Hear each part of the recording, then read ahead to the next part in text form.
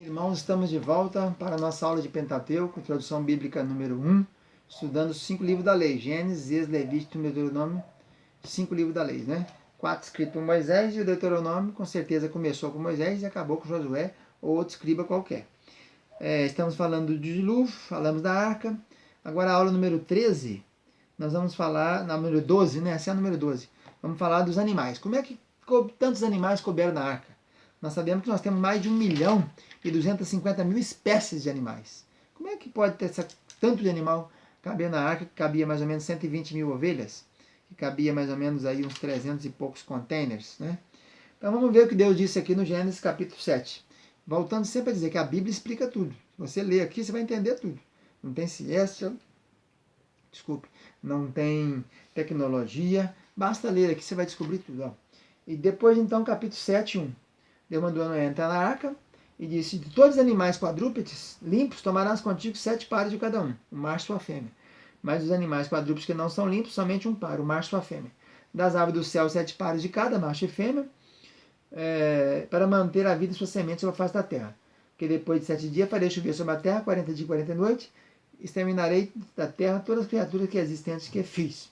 Então Noé entrou 7 dias e esses animais, Noé não saiu procurando animais, não. Ele não saiu caçando animais durante não sei quantos anos, não. Os animais vieram a ele, ó. No versículo de número 7, capítulo 7, está dizendo aqui: nesse mesmo dia veio Noé à arca, juntamente com ele seus filhos, como também sua mulher e suas 3 mulheres, e com eles todo animal. 7, 13 e 14, segundo a sua espécie. E todo gado segundo a sua espécie, todo réptil que se arrasta sobre a terra, segundo a sua espécie, toda ave, segundo a sua espécie, e toda classe de asas. Então a gente fica pensando que é só ave, mas não é. Morcego não é ave. Morcego não é ave. Mas tem asa e voa. Então, além das aves, tudo que voava. O dilúvio afetou quem, então? Afetou quem tinha fôlego de vida. Então, peixe entrou? Não, peixe não entrou em arca de Noé. Peixe, ele não tem fôlego de vida, ele não respira nesse modelo. Né? Ele tem guelras, tem barbatana, outras coisas para lá. Então fica bem claro isso, é para quem que tinha fôlego de vida. Então, os animais vieram até Noé. Outra coisa que pergunta muito interessante, que a gente tem que ser bastante claro nisso, é como é que ia caber na arca elefante 7 toneladas? Como é que caberia girafa de 3,80 m de envergadura? Como é que poderia? Gente, evidentemente que Deus não mandou nenhum animal para Noé grande adulto, só foi filhote. É claro que Deus é sábio, muito sábio. Então todos os filhotinhos que foram chegando para lá. Um filhotinho macho, um filhotinho fêmea. E dos limpos, 7. Todos eles já foram 7 de uma vez, animais limpos, 7 aves limpas. Né? O corvo não foi 7 limpos, só foi um casal. Mas das pombas que eram limpas, foram 7. Então, primeiro que a coisa aconteceu, todos eram filhotes. Então tinha filhote de dinossauro, filhote de preossauros, de pterossauros que voam, né? De brachiosauro, de diplodocus, filhotes, que são pequenos. Filhote de dinossauro começa com 1 m, 70, 80 centímetros, não é isso? Filhote do leão nasce pequeno. Filhote do elefante, do bisão, do mamute, isso tudo foi pequeno, né? Todo animal que tinha fôlego, esses tiveram que entrar na arca. Agora, peixe, por exemplo, não tinha fôlego. Então, peixe não entrou na arca, né? E outra coisa que entrou na arca foi insetos. Inseto não entrou na arca. Como é que ia pegar pernilongo? Você ia caçar mosquito? Então não tinha jeito. Eles sobrevivem na água, né? Isso a gente sabe que o próprio ovinho deles, né? Como é que você fala para acabar aí com essa da dengue e do culex, né? Do Aedes aegypti. É água, e põe na água. Então sobrevive. Não precisa de levar em arca nenhuma, né? Primeiro também não ter condição de manter esse pernilongo dentro da arca, né? Acabava com todo mundo. E peixe, tanto foi de águas duas como salgadas, eles têm condição, porque eles têm sistema heterogêneo. Eles conseguem. Por exemplo, você vê esses bolhas de ar, de água doce no meio de água salgada, você vê na foz do Rio Amazonas. O Rio Amazonas empurra o mar para dentro 70 quilômetros, lá na foz dele, lá na ilha de Marajó, ali no Pará. Então, por aí você vai vendo. Se 70 quilômetros de água doce enfia dentro do mar, empurra água salgada, e ali os peixes combinam. Eles têm condição de viver o de doce vivendo na salgada e salgada vivendo em doce. É só questão de adaptação. Então havia um único contingente que era Pangeia, um único mar, e as águas desceram, né? Inundou tudo. 15 côvados, quer dizer, 7 metros mais ou menos, 7,5 metros acima do Monte Everest, que é 8.848, né, metros de altura, na medição antiga. E passou, por que tinha que ter isso aí? Porque a arca, quando ela está navegando, né, ela então tinha que ter uma distância, tipo de um calado, né? Porque senão bateria na ponta do Everest ali, né? Principalmente que a arca também rodou por aquela região, ela parou no Monte Ararat, que fica logo ali perto da Turquia, por ali, né?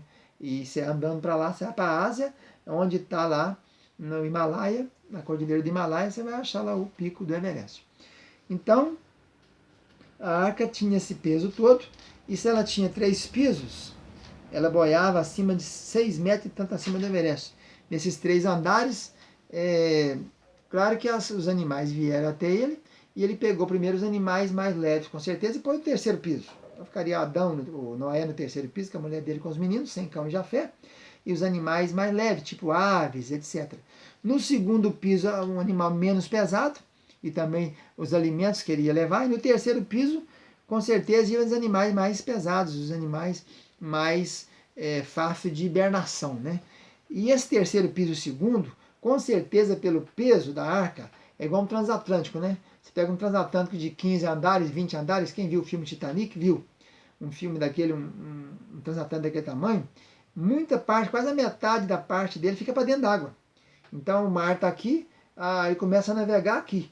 Ele, dessa altura ele fica talvez metade dele. Então a gente entende que o segundo andar e o terceiro andar da arca, o primeiro lá embaixo, o primeiro que toca lá o casco, né? E mais ali talvez metade do segundo, ficou tudo dentro d'água, ficava imerso, né? Tudo escuro, não havia luz elétrica, nem gerador, nem coisa nenhuma. Então é a condição propícia para o animal hibernar. E até por Deus que eles tinham que hibernar, né? Porque quem ia aguentar tratar esse tanto de animais, né? Quantos animais seria mais ou menos teria aí na arca? Vamos fazer as contas, ó. Nós temos 1.250.000 espécies de animais. Você tira aí 950.000 espécies de insetos que não foram na arca, fica 300.000. Dos 300.000 você tira 270.000 que são da aquática. São peixes, etc., que vivem no mar. Sobrou 30.000 espécies. Agora é preciso ver que dessas 30.000 nós temos anfíbios, que têm 2 vidas, 6.000 espécies, mamíferos 5.000, aves 9.960, quase 10.000, e os répteis 8.240. Isso aí. E era 2 de cada espécie, 7 limpo, não é isso? Mas aí tem um segredinho, que quando o Linneu fez a taxonomia, que ele classificou, a espécie classificou em reino, filo, subfilo, família, gênero e tal, até chegar lá embaixo, quando ele fez isso aí, ele foi pegando e foi destrinchando a coisa, né? Você pega, por exemplo, o cavalo, né? O cavalo, a zebra, o jumento, aqui tudo é parente, a família é uma só, o reino é um só. Então a palavrinha usada aqui no hebraico para espécie, cada um segundo espécie, é a palavrinha que chamava min. Min. Essa palavrinha quer dizer descendente do mesmo grupo de genes original. Então você tem que pegar um genes, uma tropa que tem um gene só. Para dar um exemplo bom disso, a gente pega aí no caso do cachorro, né? O cachorro é da mesma genética de quem? Da raposa, da hiena, do coiote, do lobo, dos chacais. Tudo é parente, tudo mesma família. Eles são lá embaixo, vai subindo. Quando chega aqui no ponto na árvore, já olha que em cima aqui é uma só a raça, né? Então você tem, por exemplo, um exemplo aqui do urso. O urso das cavernas ele é chamado de urso espelares. Ele é da espécie urso espelar, é gênero ursus, família Ursidias, a ordem é os camídeos, a classe mamíferos, aí tem o filo cordados e o reino animalia. Então, reino, filo, subfilo, classe, ordem, família, gênero, espécie. Essa ideia de espécie do Linneu não é a mesma da Bíblia. A Bíblia fala de espécie aqui no sentido de descendente do mesmo grupo de origem, original. Então, no caso aqui, tudo isso aqui, cachorro, raposa, hiena, coiote, lobo, chacal, isso só foi um macho e uma fêmea, esses são animais impuros. Não foi uma de caposo, uma de hiena, uma de coiote, uma de lobo, não. Isso depois do dilúvio que houve a diversificação genética e continuou multiplicando aí. Então, se você fizer essas contas aí, você vai verificar que desse modelo, fazendo essa junção de família, de reino, nós temos mais ou menos aí, no máximo, uns 20.000 animais na arca. No máximo. Mas o cientista mesmo acredita que no máximo foi 10.000, 5.000 mais ou menos. Mas pelas contas aqui, você vai ter mais ou menos isso aí. Segundo o biólogo chamado Frank Marsh, as pequenas diferenças desses cruzamentos aí, diz ele que o que tem mais ou menos aí, com todos os tipos, você vai ter no mais tardar 1000 baramins, 1000 descendentes do mesmo grupo de origem, mesmo grupo de genes original.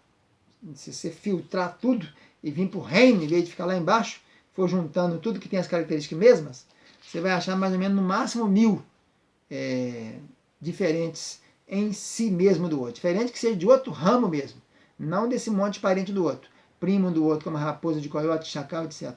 Então caberia com certeza muito facilmente na arca, você pegar 7 par de limpo, 7 par de ave e um par de impuro, vai dar no máximo 20 mil animais. Se cabia mais ou menos 120 mil ovelhas, então dá para caber. Nós voltamos na outra aula continuando esse assunto. Um abraço.